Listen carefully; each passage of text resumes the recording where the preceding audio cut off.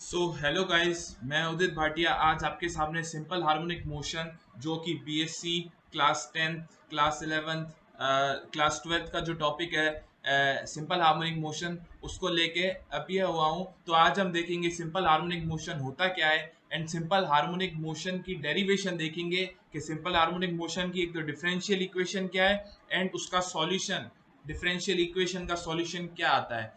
तो स्टार्ट करते हैं सिंपल हार्मोनिक मोशन से। तो simple harmonic motion simple words में से आपको समझाऊं तो क्या होता है। सिंपल हार्मोनिक मोशन एक टाइप का पीरियोडिक मोशन है। क्या है? एक टाइप का पीरियोडिक मोशन है। पीरियोडिक मोशन क्या होता है आपको नहीं पता है तो मैं एक बार बता देता हूँ। पीरियोडिक मोशन वो होता है जो रेगुलर इंटरवल्स के बाद रिपीट करता है। ठीक है ना?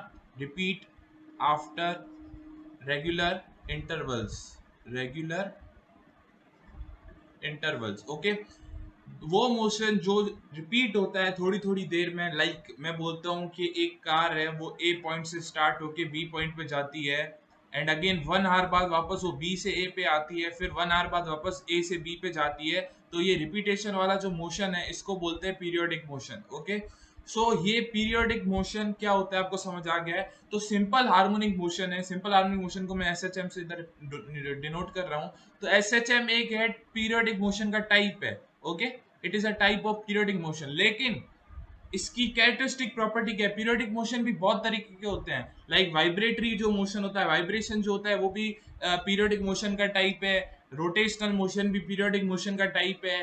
ठीक है, ट्रांसलेशनल मोशन भी पीरियोडिक मोशन का टाइप है। लेकिन एसएचएम में ऐसी क्या अलग बात है जो इसको बाकी सारे मोशन से अलग बताता है? ये एक ऐसे तरीके का पीरियोडिक मोशन है जिसमें सपोज अपन ये पार्टिकल ए की ए है, ठीक है। इधर ये पार्टिकल रखा हुआ है, ठीक है। इसका मास m है बॉडी का, वो ए पोजीशन पे है, ओके। ये बी पे जाता है, ए से बी पे आता है। इसकी मीन पोजीशन क्या है? स्टार्टिंग की जो इक्विलिब्रियम पोजीशन है वो इसकी ए है, ये मीन पोजीशन है ये इसकी। इफ मैं इस पार्टिकल को स्ट्रेच करके बी तक ले जाता हूँ या इसको डिस्प्लेस करता हूँ इतना डिस्टेंस है ए से बी तक, तो ये क्या करना चाहेगा पार्टिकल? ये इधर आने के बाद, ये इधर आने के बाद अपनी वापस मीन पोजीशन में वापस जाना चाहेगा पीछे। सपोज मैंने इधर इधर फिक्स करके एक स्प्रिंग लगा दी और स्प्रिंग के साथ ही बॉडी जोड़ दी। अब मैं बॉडी को इस तरफ खींचूंगा, पुल करूंगा, तो वो स्प्रिंग वापस उसको अपनी तरफ खींचना चाहेगी। तो सिंपल हार्मोनिक मोशन की डेफिनेशन बोल सकते हैं कि वो मोशन, वो पीरियोडिक मोशन जिसमें जिसमें यदि अपन डिस्प्लेसमेंट कराते हैं तो एक और चीज होता है इसमें। इफ डिस्प्लेसमेंट इंक्रीजेस, डिस्प्लेसमेंट जो होता है इसमें, डिस्प्लेसमेंट डायरेक्टली प्रोपोर्शनल होता है किसके? एक्सिलरेशन के। किसके? एक्सिलरेशन के, ओके। तो एस एच एम की दो प्रॉपर्टीज आ गई हमारे पास। एस एच एम की दो कैरेक्टरिस्टिक्स आ गई। फर्स्ट तो है इसका डिस्प्लेसमेंट जो है, displacement is directly proportional to acceleration. ये कैसे हुआ मैं अभी आपको बताता हूँ, एक सेकंड रुको।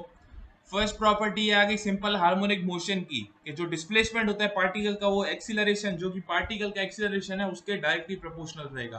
दूसरी प्रॉपर्टी ये है कि जो पार्टिकल है वो always directed towards equilibrium position. मतलब पार्टिकल जो है हमेशा का कहाँ आना चाहेगा? ऑलवेज वांट्स, ऑलवेज डायरेक्टेड, मतलब always directed towards, towards equilibrium position. मतलब जो ए पॉइंट पे था उसको अपन ने स्ट्रेच करके बी पे रखा। तो ये एस एच एम मोशन में क्या होगा, वो जो पार्टिकल होगा स्प्रिंग से यदि अटैच है तो वो स्प्रिंग उसको अपनी तरफ वापस खींचेगी। ए पे था, बी पे स्ट्रेच किया, बी से यदि मैं छोड़ देता हूँ तो स्प्रिंग अपनी उसको वापस अपनी इलास्टिसिटी की प्रॉपर्टीज की वजह से आप पीछे खींच लेगी। तो ये भी एक प्रॉपर्टी हो गई कि जो पार्टिकल है वो हमेशा डायरेक्टेड कहाँ रहेगा? अपनी इक्विलिब्रियम पोजीशन पे, ओके। इक्विलिब्रियम पोजीशन पे। तो ये तो होता है सिंपल हार्मोनिक मोशन, ठीक है। सिंपल हार्मोनिक मोशन की अब अपन देखेंगे कि सिंपल हार्मोनिक मोशन की डिफरेंशियल इक्वेशन क्या होती है। आपको सिंपल हार्मोनिक मोशन समझ आ गया, ठीक है ना। सिंपल हार्मोनिक मोशन में वो जो एक्सीलरेशन वाला पॉइंट था वो भी आप एक बार देख लो। लाइक मैं यहाँ पे रखता हूँ, ए पॉइंट है यहाँ पे, ये बी पॉइंट है। ए पॉइंट से एक स्प्रिंग अटैच्ड है, ये स्प्रिंग है और इसके साथ एक बॉडी अटैच्ड है। बॉडी का मास है एम मास है, ठीक है। अब मैं स्प्रिंग को स्ट्रेच करता हूँ। पहले ये डिस्टेंस, इसका जो डिस्टेंस था स्प्रिंग का, स्प्रिंग की जो लेंथ थी x थी। अब मैंने इधर पुल किया, इधर फोर्स लगाया, ठीक है ना। इधर फोर्स लगाने के बाद मैंने स्प्रिंग को अपनी तरफ स्ट्रेच किया, बी पोजीशन की तरफ। तो ये स्प्रिंग स्ट्रेच हुई, स्ट्रेच हुई, स्ट्रेच हुई, स्ट्रेच हुई, स्ट्रेच हुई, बी तक आ गया, ठीक है ना। बी तक ये मास आ गया। अब जो इसका डिस्टेंस है वो, इस डिस्टेंस को मैं मान लेता हूँ x डैश है। पहले x था, अब x डैश है। अब ये क्या होगा ना, ये पॉइंट ये है, ये बी पॉइंट है, ठीक है। अब क्या होगा, स्प्रिंग की कुछ इलास्टिक प्रॉपर्टीज होगी। इलास्टिक प्रॉपर्टीज की वजह से स्प्रिंग क्या करना चाहेगा, ये जो बॉडी का मास अपन ने स्ट्रेच किया ये वापस अपनी तरफ लाना चाहेगा। ये तो इसकी इलास्टिक प्रॉपर्टीज होगी। दूसरी बात, जब आप ध्यान रखना, कभी भी आप एक्सपेरिमेंट भी कर सकते हो, कोई भी छोटी स्प्रिंग ले लो, उसको आप स्ट्रेच करोगे, स्ट्रेच करोगे, स्टार्टिंग में तो वो आसानी से स्ट्रेच होगी, मतलब डिस्प्लेसमेंट जब बढ़ रहा है तो एक्सीलरेशन भी बढ़ेगा, ठीक है ना। दूसरी बात, धीमे धीमे धीमे धीमे आपको ऐसा लगेगा कि बहुत आपको ज्यादा फोर्स लगाना पड़ रहा है, ज्यादा पुल करना पड़ रहा है। सपोज इस पोजीशन के आने के बाद आपको बहुत ज्यादा लगाना पड़ रहा है और बहुत धीमे धीमे स्ट्रेच हो रही है स्प्रिंग। ये स्प्रिंग की इलास्टिक प्रॉपर्टीज की वजह से स्प्रिंग वापस अपनी इक्विलिब्रियम पोजीशन में आना चाहेगा। तो जैसे जैसे डिस्प्लेसमेंट बढ़ रहा है, पहले एक्स था, अब एक्स डैश हो गया, एक्स डैश इंक्रीज हो गया डिस्प्लेसमेंट, तो एक्सीलरेशन भी बढ़ा है। एक्सीलरेशन कैसे बढ़ा है, देखो, इधर से इधर तक सपोज स्पीड अच्छी खासी थी हमारी इस पॉइंट तक, लेकिन इस पॉइंट के आने के बाद हमारी जो स्पीड है, वेलोसिटी v है, वो कम हो गई है। यदि वेलोसिटी v कम हो गई है तो फाइनल वेलोसिटी माइनस इनिशियल जो आएगा उसका प्रोडक्ट नेगेटिव आएगा। इनिशियल का प्रोडक्ट अब नेगेटिव आएगा। क्यों नेगेटिव आएगा, क्योंकि स्टार्टिंग में दो पॉइंट्स कंसीडर कर लेते हैं और ज्यादा बेटर रहेगा। इस पॉइंट तक वेलोसिटी आप समझ लो 5 मीटर्स पर सेकंड थी, ओके। इस पॉइंट तक, इधर तक तो एकदम स्टेडी अपने वो था स्टेट पे, ठीक है ना। इधर तक तो वो मोशन नहीं कर रहा था, इधर तक अपने वो रेस्ट पे था, ठीक है। अब मैं स्ट्रेच कर रहा हूं, इस पॉइंट पे थोड़ा सा आगे आने पे 5 मीटर पर सेकंड है मेरी स्पीड स्ट्रेचिंग की उसकी, ठीक है ना। 5 मीटर पर सेकंड की स्पीड से स्प्रिंग जो है स्ट्रेच हो रही है। लेकिन इस पॉइंट पे आने के बाद अब वो स्पीड रिड्यूस होके 3 मीटर पर सेकंड हो गई है। तो 3 - 2 करो, 3 - 5 करोगे तो आपका नेगेटिव आंसर आएगा। तो एक्सेलरेशन आपको पता ही है क्या होता है। एक्सेलरेशन क्या होता है, change in velocity upon change in velocity upon time taken, ठीक है ना। तो change in velocity upon time, change in velocity.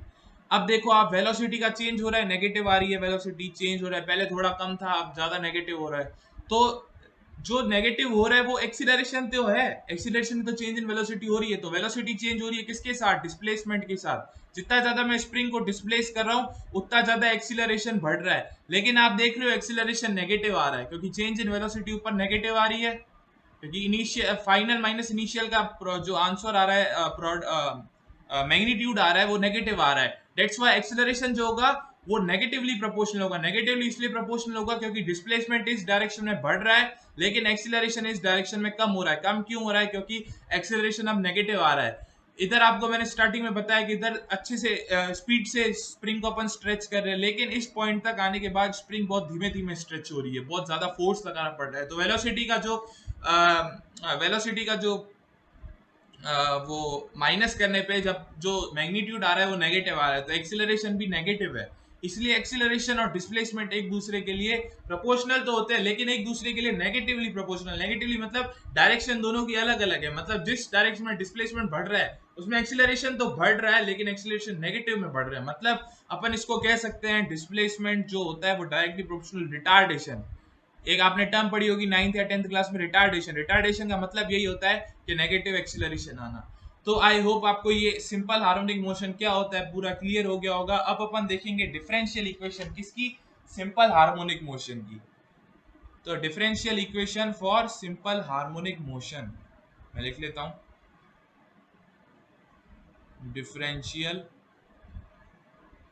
Equation for SHM simple harmonic motion. तो differential equation simple harmonic motion की क्या होती है वो अपन देखेंगे। अब अपन देखते हैं कोई भी एक पार्टिकल है, ठीक है, वही उसका बॉडी है, कोई भी एक, उसका मास m है, ठीक है ना।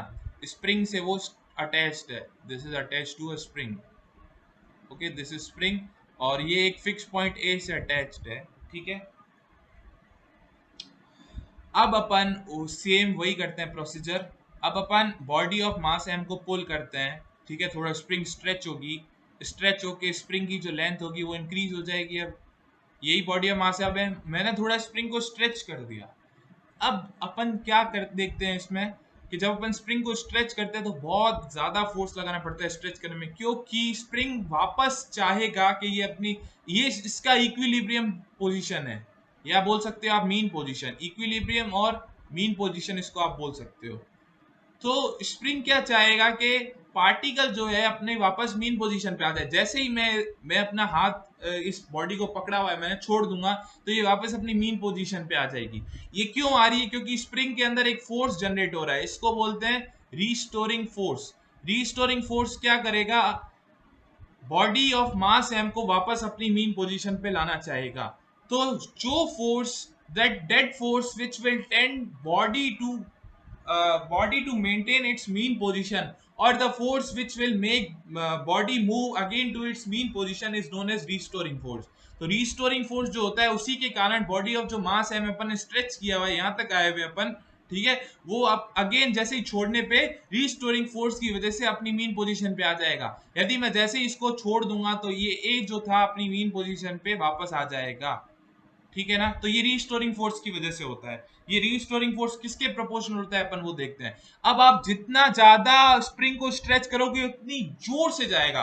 लाइक मैं इतनी तक पहले सपोज स्ट्रेच करता हूँ स्प्रिंग को, छोड़ता हूँ तो आराम से चला जाएगा। लेकिन अब यहां तक पहुंच गया, बहुत एक्सट्रीम पोजीशन पे पहुंच गया, तो एक्सट्रीम पोजीशन के पहुंचने के बाद क्या होगा ना, जैसे ही छोड़ेंगे एट अ इंस्टेंट 1 सेकेंड भी नहीं लगेगा उसको अपनी मीन पोजीशन पे जाने के लिए। तो जैसे जैसे डिस्प्लेसमेंट बढ़ रहा है, जितना ज्यादा मैं स्प्रिंग को स्ट्रेच करूंगा उतना ज्यादा ये जो रीस्टोरिंग फोर्स है ये बढ़ेगा। तो अपन क्या कह सकते हैं, रीस्टोरिंग फोर्स जो है उसको मैं एफ से डिनोट कर रहा हूं, वो डायरेक्टली प्रोपोर्शनल है डिस्प्लेसमेंट के। So this restoring force is directly proportional to displacement. क्यों हुआ डिस्प्लेसमेंट के डायरेक्टली प्रोपोर्शनल? आपको पता चल गया, जितना ज्यादा मैं डिस्प्लेस करूंगा उतना ही ज्यादा स्प्रिंग का जो रीस्टोरिंग फोर्स है वो बढ़ेगा, उतनी जल्दी वो अपनी spring body of mass M को अपनी मीन पोजीशन पे लाना चाहेगा। तो दिस, बट इसमें अगेन क्या होगा, आप डिस्प्लेसमेंट को इस साइड में बढ़ा रहे हो, ठीक है। Restoring force body of mass M को किस साइड में लाना चाहेगा? अपनी इक्विलिब्रियम साइड में। तो इसमें भी देखो दोनों डायरेक्शंस ऑपोजिट है, ऑपोजिट्स है। नहीं समझ आया तो वापस समझा देता हूँ। लाइक स्प्रिंग है, स्प्रिंग अपनी, आप स्प्रिंग को स्ट्रेच करके इस डायरेक्शन में लेना चाह रहे हो, ठीक है। रीस्टोरिंग फोर्स आपको इस डायरेक्शन में लेना चाह रहा है। तो आप देख लो डिस्प्लेसमेंट और जो फोर्स है एक दूसरे के ऑपोजिटली डायरेक्टेड है, ऑपोजिटली डायरेक्टेड। दैट्स वाई जो सिंपल हार्मोनिक मोशन होता है उसमें जो रीस्टोरिंग फोर्स डेवलप होता है स्प्रिंग का, वो डायरेक्टली प्रोपोर्शनल होता है नेगेटिव ऑफ डिस्प्लेसमेंट। डिस्प्लेसमेंट बढ़ रहा है, फोर्स भी बढ़ रहा है, लेकिन डिस्प्लेसमेंट इस डायरेक्शन में अपन कर रहे हैं स्प्रिंग का, लेकिन रीस्टोरिंग फोर्स उस डायरेक्शन में लेना चाह रहा है वापस अपनी बॉडी को अपनी मीन पोजीशन में इस साइड लाने को चाह रहा है, लेकिन अपन डिस्प्लेसमेंट इस साइड में कर रहे हैं। तो दोनों एक दूसरे के अपोजिट है, डेट्स वाई ये डायरेक्टली प्रोपोर्शनल नहीं होता है, लेकिन साथ में नेगेटिव साइन भी आपको लिखना पड़ेगा, इससे पता चल जाएगा कि ये नेगेटिवली डायरेक्टेड है इसके, ठीक है, पोजीशन के। तो अपन देखते हैं, अपन ने according to Newton second law पढ़ा हुआ है, एफ होता है M A, mass into acceleration. M को ऐसे कैसे ही रखता हूँ, एक्सेलरेशन को मैं लिख सकता हूँ डबल डेरिवेटिव ऑफ डिस्प्लेसमेंट, ये आपको पता ही है, D square X upon D T square, ठीक है। अब मैं इस इक्वेशन को मान लेता हूँ फर्स्ट इक्वेशन, इसको मैं सॉल्व करता हूँ और प्रोपोर्शनलिटी का साइन हटाता हूँ तो इधर एक कांस्टेंट आ जाएगा, F is equal to minus minus X तो था ही, प्रोपोर्शनलिटी का साइन हटाया तो के आ गया। तो के जो है यहाँ पे क्या है, फोर्स कांस्टेंट है, या आप इसको प्रोपोर्शनलिटी कांस्टेंट भी बोल सकते हैं। अब मैं क्या करूंगा, एफ इजिकल्स टू एम में, ये सेकंड इक्वेशन है मेरी, ये थर्ड इक्वेशन है, ये न्यूटन सेकंड लॉ के अकॉर्डिंग आई है, और ये जो है रीस्टोरिंग फोर्स की वजह से आई है, हुक्स लॉ बोल सकते हैं आप इसको। तो ये दोनों को मैं एक दूसरे के लिए इक्वेट कर दूंगा, तो equating equating equations, equating 2 and 3, okay. तो 2 and 3 को मैं इक्वेट कर दूंगा, तो इधर लिख दूंगा M D square X upon D T square is equals to minus K of X, ठीक है, इधर तक क्लियर है। अब मैं थोड़ा इसको सिंप्लीफाई करता हूँ, सिंप्लीफाई करने पे देखो क्या आता है मेरे पास। मैं D square X upon D T square को यही रखता हूँ, D square X upon D T square plus के x इधर ले आता हूँ और m इधर इज इक्वल्स टू 0। इतना क्लियर है आपको? ठीक है ना। अब मैं क्या करूंगा, पूरी इक्वेशन को डिवाइड करवा देता हूँ। डिवाइडिंग होल इक्वेशन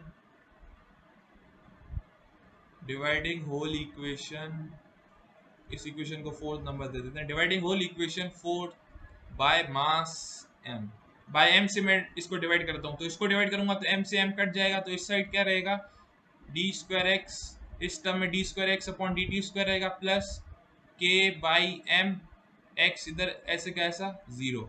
ये आपकी आ गई fifth equation. Okay, this is your fifth equation. अब मैं छोटा सा इसमें टर्म पुट करवाऊंगा, लाइक पुटिंग,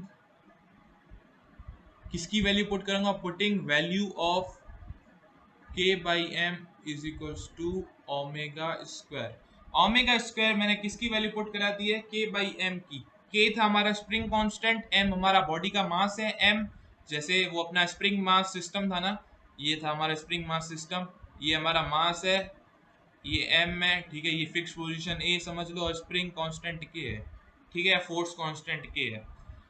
अब मैं के बाई एम को मान लेता हूँ लेट किया, ठीक है, माना एज्यूम किया let K by M is equals to omega square. तो इस इक्वेशन में अपन के बाई एम की वैल्यू पुट करते हैं, K by M is equals to omega square. तो K by M omega square लिखने के बाद क्या आता है, D square X upon D T square plus omega square X is equals to 0। तो इधर से आपको एक वैल्यू पता चलनी चाहिए कि के बाई एम ओमेगा स्क्वायर होती है। इस इक्वेशन को 6 नंबर दे दो, इसको 7। तो देखो आप इसमें से डिफरेंशियल ऑपरेटर आ रहा है, मतलब देखो ना D D by D T operator आ रहा है, तो ये क्या हो गई, D square of X upon D T square वाली इक्वेशन, इसको बोलते हैं डिफरेंशियल इक्वेशन, किसकी, एस एच एम की। अब जब अपन इसको सॉल्व करेंगे, जब अपन ये डिफरेंशियल ऑपरेटर्स हटाएंगे, तो अपन को किसकी वैल्यू मिलेगी, एक्स की। जो एक्स क्या है, डिस्प्लेसमेंट था ना, अपन ने एक स्प्रिंग को स्ट्रेच करके जो एक्स डिस्प्लेसमेंट आया है उसमें, उसको कैलकुलेट करेंगे। फिर अपन उस एक्स की हेल्प से एम्पलीट्यूड कैलकुलेट करेंगे, ठीक है ना।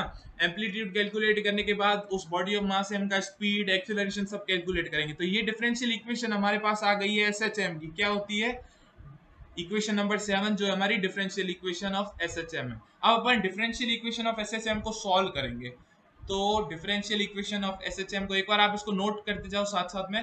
तो डिफरेंशियल इक्वेशन ऑफ एसएचएम का सॉल्व करेंगे, तो सॉल्यूशन क्या आएगा डिफरेंशियल ऑफ एसएचएम का, डिफरेंशियल इक्वेशन ऑफ एसएचएम का अपन मान लेते हैं, अपन को निकालनी वैल्यू किसकी है, एक्स की निकालनी है। तो अपन मान लेते हैं कि let solution will be, let solution of equation seventh ही थी हमारी डिफरेंशियल इक्वेशन, क्या थी, D square X upon D T square plus omega square X is equals to 0। This is our seventh equation. अब अपन मान लेते हैं कि सॉल्यूशन सेवंथ इक्वेशन का क्या होगा, x इज इक्वल्स टू, क्योंकि अपन को वैल्यू तो x की फाइनल में कैलकुलेट करनी है फाइनली, ठीक है ना।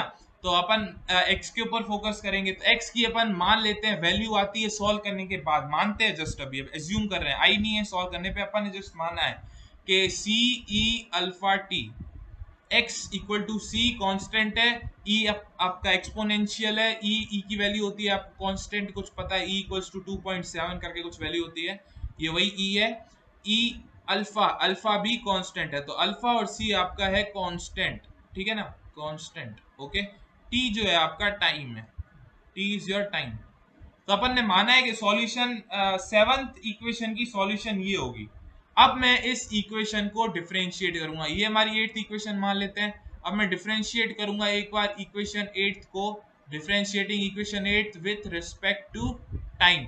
ओके, तो टाइम के साथ डिफरेंशिएट करूंगा तो क्या आएगा, dx अपॉन dt आ जाएगा। राइट हैंड साइड में, लेफ्ट हैंड साइड में c कांस्टेंट ऐसा कैसा, e का होता है डिफरेंशिएशन वही e होता है, e अल्फा टी, लेकिन अब इसमें अल्फा एक्स्ट्रा है, तो डिफरेंशिएशन में आपको पता है कांस्टेंट मल्टीप्लाई हो जाता है। तो ये मेरी आ गई इक्वेशन 9। ओके, अब मैं क्या करूंगा, इक्वेशन 9 को अगेन एक बार और डिफरेंशिएट करूंगा। ओके, सॉरी, डिफरेंशिएट करूंगा किसको, इक्वेशन 8 को वापस करूंगा, differentiating equation 8, oh sorry 9 with respect to time, again time के रिस्पेक्ट में, ठीक है।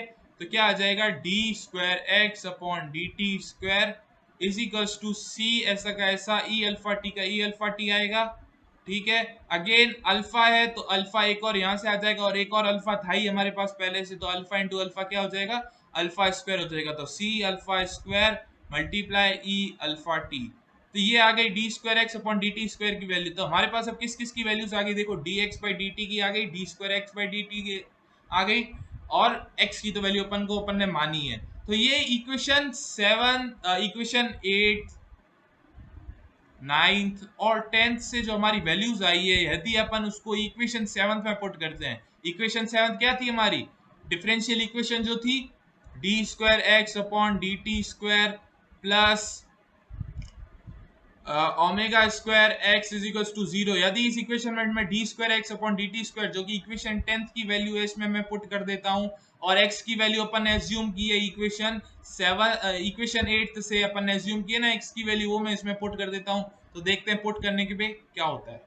तो पुट करता हूं, तो D square X upon D T square की मैंने वैल्यू पुट की, तो क्या आया, सी अल्फा स्क्वायर, जो इसकी तो वैल्यू यही थी, सी अल्फा स्क्वायर ई अल्फा टी, ये रही अपनी वैल्यू इक्वेशन 10th की, मैंने इसमें पुट की। ओमेगा स्क्वायर में ऐसा कैसा रखूंगा, x जो है x की वैल्यू अपन ने मानी थी c इंटू ई की power alpha T is equals to 0।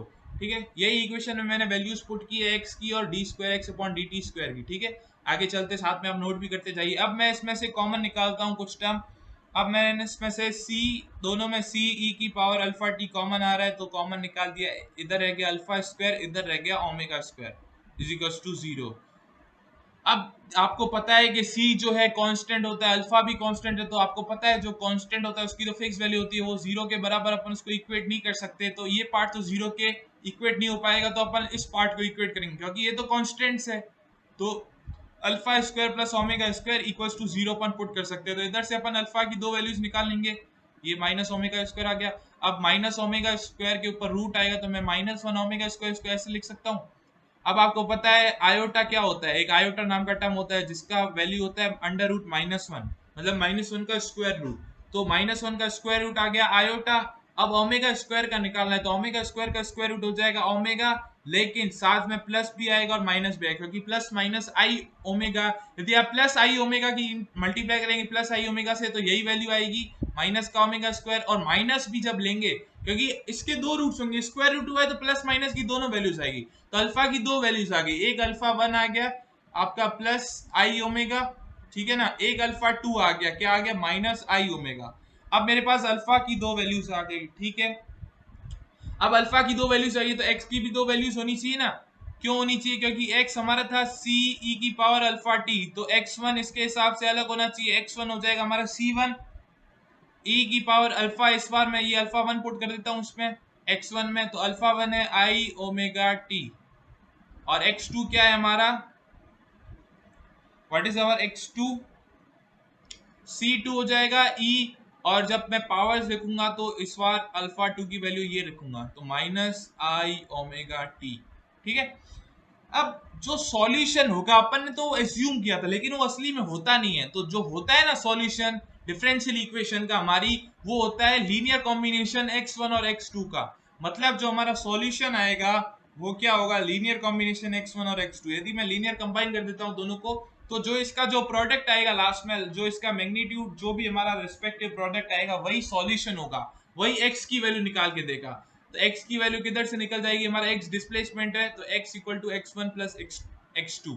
ठीक है, इन दोनों को मैं अभी प्लस कर देता हूँ, तो x1 और x2 को मैं दोनों को प्लस करूंगा, तो देखो क्या आता है, x हमारा ये था, पहला हमारा था c1 e की पावर i ओमेगा t, ठीक है, प्लस c2 e की पावर माइनस आई ओमेगा टी, कोई दिक्कत नहीं होगी आपको, इधर तक सब क्लियर होगा। अब मैं क्या करता हूँ, C1 और C2 कॉन्स्टेंट्स है, मेरे को पता है, एक आपको आइडेंटिटी पता होनी चाहिए या पता होगी आपको, e की पावर आई थीटा, e की पावर आई थीटा होता है cos theta plus I sine theta, e की पावर ये आइडेंटिटी होती है, अब जब इसको आप ओपन करते हो e की पावर आई थीटा को, तो ये निकलता है, और e की पावर यदि माइनस का आई थीटा हो तो क्या होगा, cos थीटा माइनस का आई साइन थीटा होगा, बस साइन चेंज हो जाएगा, बाकी पूरा सेम रहेगा, माइनस का आई साइन थीटा।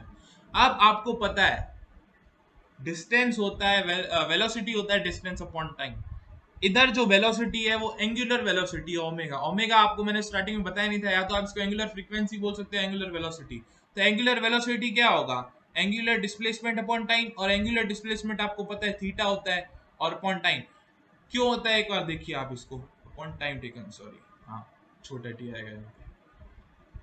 ओमेगा क्या है आपका एंगुलर स्पीड है, तो एंगुलर स्पीड के लिए एंगुलर डिस्प्लेसमेंट होना चाहिए। आपको पता है एक सर्कल में एंगुलर डिस्प्लेसमेंट होगा, मतलब यहां से ए पॉइंट से शुरू कर ए वापस ए पॉइंट पे आना है, तो ये पूरा डिस्प्लेसमेंट हुआ है। लेकिन ये एंगुलर डिस्प्लेसमेंट है, एंगुलर डिस्प्लेसमेंट में अपन थीटास कैलकुलेट करते हैं, मतलब इतना थीटा हुआ तो ये 90 डिग्री हो गया, लाइक तो थीटा की वैल्यू आप यहां से निकाल सकते हो, थीटा होता है ओमेगा टी, मतलब मैं ये theta equals to omega T इस फॉर्मूले में वैल्यू पुट करके मैं ये वाली जो वैल्यू आएगी इसको मैं इसमें पुट कर सकता हूँ। लाइक ये अपन के पास आइडेंटिटी किसकी है, किसके टर्म्स में, ई की पावर आई थीटा के टर्म्स में, लेकिन अपन को इधर ई की पावर आई ओमेगा टी आ रहा है, लेकिन अपन को पता है कि मैं omega equals to theta upon T होता है, तो ओमेगा टी की वैल्यू मैं थीटा पुट कर सकता हूँ। तो मैं इसमें पुट कर देता हूँ पहले, तो ये देख लो आप ई की पावर इस फॉर्मूले से एंगुलर वेलोसिटी वाले फॉर्मूले से मैं आई ओमेगा टी में, ठीक है आई ऐसा कैसा रखता हूं, ओमेगा टी मेरे को पता है किसकी वैल्यू होती है थीटा की, तो मैंने इधर थीटा लिख दिया, प्लस सी टू ई की पावर माइनस ऐसा का ऐसा, ठीक है theta is equals to omega T होता है, तो आई ऐसा कैसा लिख दूंगा माइनस आई ई की पावर माइनस आई ओमेगा टी को मैं लिख दूंगा अगेन थीटा। अब देखो ई की पावर आई थीटा के टर्म में आ गया, तो ई की पावर आई थीटा का अपन को फॉर्मूला पता है, तो बस लिख लो फॉर्मूला साथ में, तो सी वन ई की पावर आई थीटा होता है cos theta plus I sine theta, okay, plus C two E की पावर माइनस आई थीटा में ये वाला फॉर्मूला लगेगा कॉस थीटा माइनस का आई साइन थीटा। अब जब मैं इसको थोड़ा सा सिंप्लीफाई करके देखते हैं, इसमें से पहले मैं निकाल लेता हूँ कॉमन, क्या निकाल लेता हूँ कॉस थीटा निकाल लेता हूँ, तो आप देखो कॉस थीटा की इससे भी मल्टीप्लाई होनी है, तो एक बार तो इधर आ जाएगा C1 ब्रैकेट के अंदर, ठीक है, एक बार इधर भी है कॉस थीटा, तो कॉस थीटा की जब आप इससे मल्टीप्लाई करते तो C2 हो गया, लेकिन अब मैंने कॉस थीटा बाहर कॉमन निकाल दिया, तो इधर क्या रह जाएगा C2 रह जाएगा। इतना क्लियर आई होप। अब मैं निकालता हूँ आई साइन थीटा कॉमन, ठीक है, आई साइन थीटा कॉमन निकाल देता हूँ, तो आई साइन थीटा जब मैं कॉमन निकालूंगा, तो देखिए आई साइन थीटा की मल्टीप्लाई C1 से भी होगी, तो इधर तो आ जाएगा ब्रैकेट के अंदर C1 इस टर्म में से कॉमन, इधर माइनस का आई साइन थीटा है, लेकिन मैं प्लस का आई साइन थीटा कॉमन निकाला, तो इधर -1 बच जाएगा, और -1 की जब C2 से मल्टीप्लाई होगी तो माइनस का C2 आ जाएगा। ये स्टेप बहुत इजी था, एक बार वापस देख लेते हैं। मैंने क्या किया इसमें, जब मैं इसको ब्रैकेट को ओपन करके मैंने एक स्टेप छोड़ा है, कौन सा कि जब मैं ब्रैकेट को ओपन करके करूंगा सॉल्व, तो cos थीटा C1 के साथ मल्टीप्लाई होगा, और इधर से cos थीटा C2 के साथ मल्टीप्लाई होगा, तो C2 cos theta plus C1 cos theta में cos थीटा कॉमन निकालूंगा, तो C1 प्लस C2 रह जाएगा। Similarly I sin theta common निकालूंगा, तो इधर C1 है और इधर का C2 है, कॉमन रह जाएगा, लेकिन ये माइनस साइन है तो उसकी वजह से ये माइनस साइन आ जाएगा। अब मैं ऐसी आइडेंटिटी लगाना चाहूंगा जिससे ट्रिग्नोमेट्रिक आइडेंटिटी बन जाए, एज्यूम करूंगा ऐसा, तो आप इस स्टेप को नोट कर लो यहाँ पे, तो मैं एज्यूम करता हूँ जो C1 प्लस C2 है उसकी वैल्यू क्या है हमारे पास, capital A sine phi assume किया है, पुट की है वैल्यूज, और C1 माइनस C2 की वैल्यू पुट करूंगा मैं आयोटा, साथ में आयोटा भी, ताकि आयोटा भी अपन एलिमिनेट कर पाए आराम से, तो आयोटा C1 माइनस C2 की वैल्यू मैं रखूंगा A cos फाई, ठीक है। अब मैं अगेन इस इक्वेशन में ये वैल्यूज पुट करता हूं, तो cos थीटा के साथ अब आ जाएगा a sin phi plus a cos phi, और साथ में sin थीटा जो यहाँ था ही वो वैसा का वैसा लिख देंगे, ठीक है। अब मैं क्या करता हूँ, दोनों में a कैपिटल कॉमन है तो कॉमन निकल लिया, इधर रह गया cos theta sin phi plus sin theta cos phi. तो देखो ये ट्रिग्नोमेट्रिक आइडेंटिटी बन रही है। आपने एक ट्रिग्नोमेट्रिक आइडेंटिटी पढ़ी होगी, साइन ए प्लस बी क्या होता है, sign A cos B plus cos A sine B, ये आपने ट्रिग्नोमेट्रिक आइडेंटिटी पढ़ी भी है क्लास 11th और 12th में, उसी को यूज किया है मैंने, इसीलिए मैंने यही पुट की है वैल्यूज। आप पूछोगे कि आपने यही क्यों पुट की वैल्यूज, तो मैंने इसीलिए वैल्यूज ये ऐसी पुट की है ताकि एक ट्रिग्नोमेट्रिक आइडेंटिटी बन जाए और हमारी इक्वेशन इजीली सॉल्व हो जाए। तो मैं इस ट्रिग्नोमेट्रिक आइडेंटिटी के अकॉर्डिंग मैं इसको क्या लिख सकता हूँ, ए जो हमारा क्या कॉमन है एक amplitude of cos theta sin phi, इधर जो है sin फाई, इधर sin ए की जगह sin फाई है, तो sin आ जाएगा हमारा ब्रैकेट में क्या आ जाएगा और जो हमारा बी है इस फॉर्मूले के अकॉर्डिंग हमारा बी जो है थीटा है और जो फाई है वो हमारा ए है, तो क्या आ जाएगा साइन फाई प्लस थीटा। तो x की वैल्यू हम ये किसकी निकाल रहे थे, x equal to X one plus X two कर रहे थे इतनी देर से, तो वही हमारा वैल्यू निकल के आ गया x equal to A sine phi plus theta. आपको एक मैंने ऊपर फॉर्मूला बताया है, क्या बताया है, theta is equal to omega T बताया था, theta is equal to omega T की वैल्यू इसमें पुट कर दो, तो क्या आ जाएगा x is equal to A sine of omega T plus phi. ठीक है, अब ये x क्या है, x हमारा है यहाँ पे डिस्प्लेसमेंट, क्या है displacement, okay this is our displacement. a जो है कैपिटल A हमारा है एम्पलीट्यूड, हमारी बॉडी का एम्पलीट्यूड जो मोशन कर रहा है सिंपल हार्मोनिक मोशन। ओमेगा है हमारा एंगुलर फ्रीक्वेंसी, ठीक है। टी हमारा है टाइम टेकन, ध्यान रखना छोटा टी है ये, तो ये है टाइम टेकन। फाई जो हमारा है फेज डिफरेंस, ये फेज डिफरेंस होता है। अभी आपको ज़्यादा डीप में जाने की जरूरत नहीं, बस पता होना चाहिए ये पैरामीटर्स कौन कौन से हैं। ओके, तो मैंने सारे पैरामीटर्स लिख दिए, एक बार ये भी आप नोट कर लो। तो हमारी सॉल्यूशन क्या आया, डिफरेंशियल इक्वेशन जो थर्ड थी उसकी सॉल्यूशन ये आई है, ठीक है। This equation is our solution और डिफरेंशियल इक्वेशन। हमारी डिफरेंशियल इक्वेशन जो थी D square X upon D T square plus omega square X is equal to zero थी, उसकी सॉल्यूशन एक्स की वैल्यू क्या आई है, ये आई है। तो ये हमारी सॉल्यूशन है इस डिफरेंशियल इक्वेशन की। अब ध्यान, उसमें से ए बॉडी है, ए पे पोजीशन है, वापस बॉडी घूम के वापस ए पे आ रही है, तो टाइम पीरियड कितना लगेगा, पूरा एंगल कितना होगा, सर्कल का पूरा एंगल आपको पता है 360 डिग्री होता है, तो 360 डिग्री को मैं 2 पाई लिख सकता हूँ क्योंकि पाई होता है 180। तो t इक्वल्स टू 2 पाई, तो हमारा एंगुलर डिस्प्लेसमेंट हो गया अपॉन वेलोसिटी क्या होगी, t equals to 2 pi upon velocity. Velocity क्या होती है हमारी, एंगुलर वेलोसिटी होगी, तो t equals to 2 pi upon omega लिख सकता हूं मैं। कैन आई राइट दिस, तो t equals to 2 pi upon omega क्या हो जाएगा टाइम पीरियड। आपको 2 पाई पता ही है, ओमेगा की वैल्यू आप यहां से निकाल सकते हो, ओमेगा स्क्वायर की वैल्यू होती है k अपॉन x, तो ओमेगा क्या आ जाएगा, अपन ने स्टार्टिंग में ये किया था, अपन ने एज्यूम किया था ओमेगा की वैल्यू, तो ओमेगा की वैल्यू क्या आ गई under root k upon x, तो मैं इधर वैल्यू ओमेगा की पुट करता हूं under root k upon x, तो क्या आ जाएगा, sorry omega is equal to under root k upon m था, सॉरी सॉरी सॉरी, मैंने कौन सी इक्वेशन थी आप अपन देख लेते हैं वापस, हमारी कौन सी इक्वेशन में अपन ने पुट की है ये वैल्यू, ये रहा हमारा इक्वेशन, इक्वेशन नंबर है हमारी सिक्स्थ इक्वेशन है, सिक्स्थ इक्वेशन है अपन ने k by M is equal to omega square let assume किया है, अपन ने इसको एज्यूम किया है, तो k by M omega square होता है, तो ओमेगा कितना हो जाएगा under root k by M, जब मैं omega is equal to under root k by M मैं इसमें वैल्यू पुट करूंगा time period t is equal to 2 pi upon omega में, तो क्या आ जाएगा t is equal to 2 pi under root m by k हो जाएगा ये, देखो 2 पाई वैसे का वैसा, ओमेगा की वैल्यू मैंने रखी है तो ओमेगा उल्टा है नीचे है, यदि ओमेगा की वैल्यू अंडर रूट के बाई एम है तो 1 अपॉन ओमेगा की अंडर रूट एम बाई के होगी, ये तो टाइम पीरियड आ गया हमारा।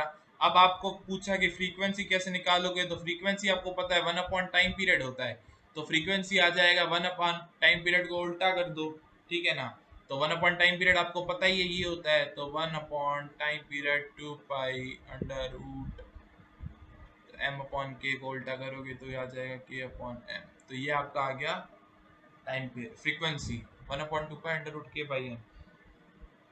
अब वेलोसिटी निकालनी हो, आपको x की वैल्यू पता है, x की वैल्यू क्या होती है a sin ओमेगा t, जो हमारी लास्ट इक्वेशन आई है, यही सॉल्यूशन है डिफरेंशियल इक्वेशन फॉर SHM का। अब मैं इसको एक बार डिफरेंशिएट करता हूँ, डिफरेंशिएट करूंगा तो मेरे पास वेलोसिटी आ जाएगी, क्योंकि वेलोसिटी होता है v is equal to dx by dt, तो a ऐसा का ऐसा कांस्टेंट एम्पलीट्यूड रहता है, साइन का होता है cos differentiation omega T plus phi, phi ऐसा का ऐसा ही रहने तो कोई नहीं, टी के साथ जो कांस्टेंट आ रहा है, क्योंकि वेरिएबल के साथ जैसे अपन डिफरेंशिएशन करते थे 3x का, तो 3 जो कांस्टेंट इसके साथ है वेरिएबल के साथ वो मल्टीप्लाई होता था, तो मल्टीप्लाई होता था, तो इधर टी के साथ क्या है ओमेगा, तो ओमेगा को अपन बार डिफरेंशिएशन में मल्टीप्लाई कर देंगे, ठीक है ना। अब एक्सीलरेशन क्या होता है, एक बार और डिफरेंशिएट कर दो इसको तो अपना एक्सीलरेशन निकल जाएगा, D square X upon D T square. तो ए ऐसा कैसा, कॉस का आपको पता है डिफरेंशिएशन होता है minus of sine omega T plus five, again omega bar multiply करना पड़ेगा, डिफरेंशिएशन कर रहे हैं तो एक ओमेगा पहले से था ऊपर, एक ओमेगा और आ गया, तो नीचे क्या आ गया minus A omega square sine omega T plus five. आपको पता है हमारी जो लास्ट इक्वेशन आई थी ये आई थी। अब देखो x is equal to A sine omega T plus five, मैं इसमें वैल्यू पुट कर देता हूँ, ठीक है, x की। इसमें देखो ओमेगा स्क्वायर में ऐसा कैसा रखूंगा माइनस ओमेगा स्क्वायर, ए साइन ओमेगा टी, ए साइन ओमेगा टी, ये साइन ओमेगा टी और ये वाला ए, तो ये कंबाइन वैल्यू किसकी है पूरी, A sine omega T plus five X की वैल्यू है, ये वाली जो वैल्यू है, ये वाली जो इस इक्वेशन में वैल्यू है ये है x की वैल्यू, माइनस ऐसा कैसा ओमेगा स्क्वायर और ये x की, तो इसको मैं x लिख देता हूँ। तो देखो आपका एक्सीलरेशन क्या आ गया minus omega square x, acceleration आपका डिस्प्लेसमेंट के टर्म्स में आ गया। तो वेलोसिटी निकाल ली अपन ने, एक्सीलरेशन निकाल लिया, एक्सीलरेशन क्या आया माइनस का ओमेगा स्क्वायर x। वेलोसिटी भी आपको निकालनी हो तो और ज्यादा सिंपलर वे में तो आई थी हमारी A omega cos omega T plus five आया था, cos omega T plus five, जब अपन एक बार को उसको डिफरेंशिएट किया था तो ये आई थी हमारी वेलोसिटी, ठीक है। ए ओमेगा ऐसा कैसा रहने देता हूँ, अपन ने sine square theta plus cos square theta बन होता है तो उसके अकॉर्डिंग इसको मैं ऐसे लिख सकता हूँ sign square omega T plus five. Again again ये वही चीज हो रही है, क्या हो रही है, अब मैं क्या करता हूँ ए को अंदर मल्टीप्लाई करवा देता हूँ, रूट के अंदर लेके जाता हूँ, तो रूट के अंदर होगा तो स्क्वायर हो जाएगा, तो जब रूट के अंदर आएगा तो ये A square minus A square sine square omega T plus Y. आपको x की वैल्यू पता है क्या होती है, x होता है x equals to A sine omega T plus five, तो इधर देखो ये x स्क्वायर की वैल्यू आ रही है, x की वैल्यू होती है a sine omega T plus five, तो यहाँ से मैं पुट करूंगा x की वैल्यू इसमें, तो क्या आ जाएगा ओमेगा ब्रैकेट में a स्क्वायर और ये x की वैल्यू का स्क्वायर आ रहा है यहाँ पे। तो देखो वेलोसिटी किन किन टर्म्स में आ गई, velocity is equals to omega under root A square minus X square, ठीक है, वेलोसिटी आ गई omega under root A square minus X square. Acceleration आपका मैंने ऊपर निकाल के दिया, आपको एक्सीलरेशन आता है माइनस का ओमेगा स्क्वायर एक्स। अब आपको पूछे कि मैक्सिमम वेलोसिटी कितनी होगी या मैक्सिमम एक्सीलरेशन कितना होगा, तो आप निकाल सकते हो मैक्सिमम एक्सीलरेशन या फिर मैक्सिमम वेलोसिटी। अपन पहले मैक्सिमम वेलोसिटी कैलकुलेट कर लेते हैं, मैक्सिमम वेलोसिटी क्या होगी, मैक्सिमम वेलोसिटी, मैक्सिमम वेलोसिटी अपन कैसे कैलकुलेट करेंगे, वी मैक्स, जब वी मैक्स ओमेगा ऐसा कैसा रहने दो ए स्क्वायर। अब आपको पता है जब आप स्प्रिंग को स्ट्रेच करते हो और ज्यादा तो उसकी स्पीड कम होती जाती है, तो उसकी स्पीड मैक्सिमम कब होगी, उसकी स्पीड मैक्सिमम कब होगी, जब उसकी x की वैल्यू जीरो होगी। जब x ज्यादा होगा डिस्प्लेसमेंट ज्यादा होगा तो वेलोसिटी कम होगी ना, क्योंकि स्प्रिंग को आप फिर धीमे धीमे धीमे बहुत ज्यादा फोर्स लगाना पड़ेगा, तो x बढ़ रहा है वेलोसिटी कम हो रही है, क्योंकि एक्सेलरेशन आपको पता है नेगेटिवली इंक्रीज होता है, इसीलिए वेलोसिटी मैक्सिमम तब होगी जब उसका x की वैल्यू जीरो होगी, कितनी होगी जीरो, तो ये क्या आ गया ओमेगा ए स्क्वायर और ये आ गया ओमेगा ए, तो ये हो जाएगी मैक्सिमम वेलोसिटी ओमेगा ए जब x की वैल्यू ये होगी। और वेलोसिटी की वैल्यू जीरो कब होगी, वेलोसिटी की value, velocity will be zero कब होगी, वेलोसिटी की वैल्यू जीरो कब आएगी आपकी, देखो ऊपर वाली इक्वेशन में ओमेगा ए स्क्वायर, यदि ये जो x है ये बराबर a हो जाता है, मतलब x की वैल्यू एम्पलीट्यूड के बराबर हो जाती है इस इक्वेशन में, तो मैं लिख देता हूं तो ये जीरो हो जाएगी। तो वेलोसिटी की वैल्यू जीरो कब आएगी, जब x equals to plus minus a के बराबर होगा, तो velocity will be zero at this point. Maximum कब होगी, जब x की वैल्यू जीरो होगी। x इस इक्वेशन में ही देख लो आप, x की वैल्यू जब a एम्पलीट्यूड में से कुछ माइनस ही नहीं हो रहा, जब जीरो आ रहा है, एम्पलीट्यूड पूरा का पूरा हमारे पास रह रहा है, तो पूरा का पूरा रहेगा तो मैक्सिमम आएगा हमारा लास्ट का रिमेनिंग प्रोडक्ट। और आपको एक्सेलरेशन पता चल ही गया है कि ओमेगा स्क्वायर एक्स होता है, ठीक है ना, एक्सेलरेशन, और एक्सेलरेशन मैक्सिमम कब होगा,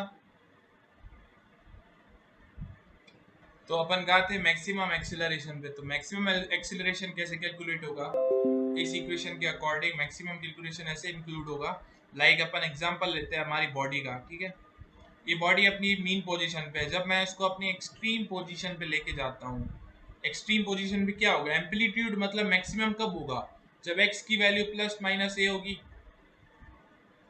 जब x की वैल्यू प्लस माइनस ए होती है तो वेलोसिटी जीरो होती है। वेलोसिटी जीरो है, चेंज इन वेलोसिटी कुछ नहीं है, चेंज इन वेलोसिटी जीरो है।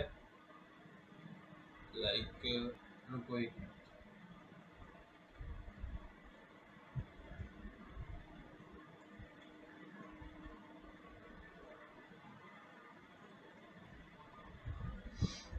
ये पार्टिकल है, ये लेफ्ट और राइट में, इसको अपन एग्जांपल से समझते हैं कि मैक्सिमम एक्सप्रेशन कैसे होगा। ये पार्टिकल है, ये ज़्यादा से ज़्यादा इस एक्सट्रीम पॉइंट पे जा सकता है प्लस ए के, और यदि लेफ्ट राइट साइड में जाएगा तो प्लस ए की साइड में जाएगा, और लेफ्ट साइड में जाएगा तो माइनस ए की साइड में जाएगा। ठीक है, ज़्यादा से ज़्यादा मैक्सिमम इतना जा सकता है, लेकिन इधर ही सबसे ज़्यादा चेंज इन वेलोसिटी ज़्यादा होगा।